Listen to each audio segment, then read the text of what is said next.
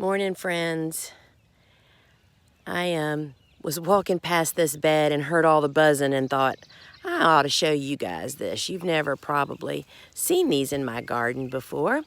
These are what we call the giant poppy pods. I'll actually put a link to the seeds down in the comments after I'm done.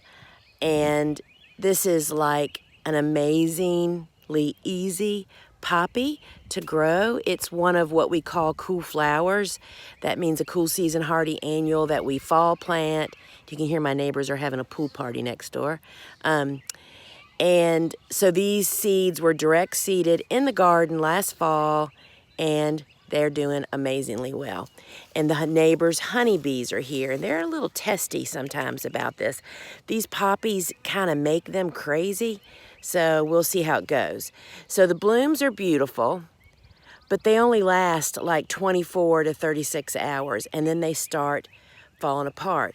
This is what we grow them for. That's called the giant poppy pod, and that is a super amazing cut flower after all this falls off. And the longer you leave this in the garden, the bigger the pod gets. Some of the pods get as big as my fist, but what I've learned, and we do that for saving seed, those pods are also full of the seeds. Once you plant them and have them, you don't ever have to buy seeds again, y'all. So for fresh use, this is what we're looking for right here. See how beautiful that is? Blemish free. See, the longer you leave them in the garden, the more likely that something happens to them. Somebody poops or pees on them, which is what marks them, insects that do that. So this would be perfect if I was going to cut it to use in a bouquet or to sell to my commercial customers. But what we grow them for primarily now is to save seed, because we sell the seed of this. And the honeybees are nuts over these guys. So I'll just go down and show you kind of what's going on. Oftentimes, look inside here. Oh my gosh, they are just so beautiful. I love them when they look like this, like they have a little hat on. This is as the bloom is developing and coming open, and down here's where the bee frenzy is.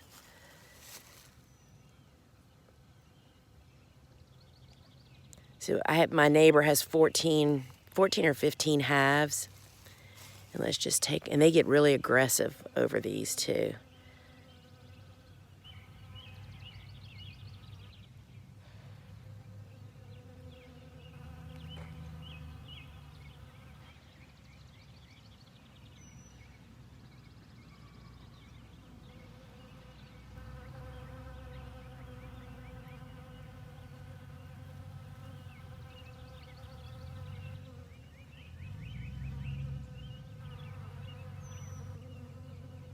And they get really aggressive. So I'm just going to move on here and keep showing you. So here are some that have already gone to the pod. So if I was going to be cutting these for fresh, I'd be cutting these tomorrow on our harvest day.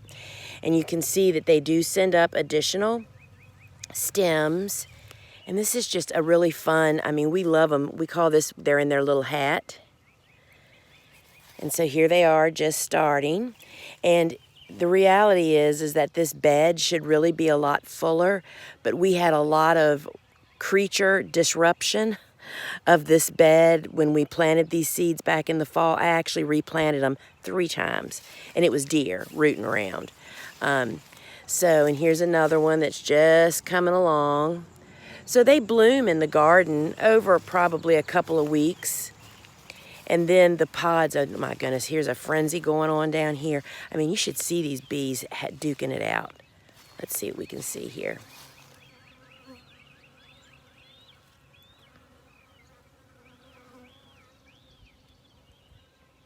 And if I interrupt too much, they get very aggressive with me.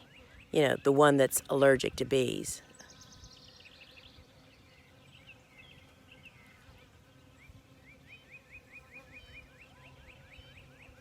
I just love them when they're like this. Oh, and here's another one. Look who's come to see what's interrupted his ball throwing session. So these are super easy to plant. We plant them from seed in the fall. The little plant winters over beautifully, I believe up to zone 5. And here they are, blooming. Oh, this is just my favorite. Just my favorite. And you can see, I'll check back with these in a week or so. We'll visit this again, and you'll see that this pod will continue to grow and develop, and all the seed is in there. I mean, you'll get hundreds and hundreds of seeds from one pod. And then here's a really fresh one that hasn't even started yet. I mean, and just look at that beautiful center. That's the pod developing down in there. And here's a good example here. So they must just really love the nectar and pollen that are from these guys. Really, really beautiful. So gang, there you have it. So Debbie, these are not cut flower poppies, fresh. These blooms do this after 24 hours. There's no way to use them in a fresh vase, I would think, at all. We grow them for the pod. That is the ornamental part of this. So this is what this particular variety is grown for. And I'm going to put you can find the seed over on our website, thegardenersworkshop.com, and just go to the seeds and go to the cool flowers, or just search poppy, and the poppy seeds will come up. But that is what these are grown for. They go literally from this to falling apart in 48 hours. And so there's really nothing you can do about that.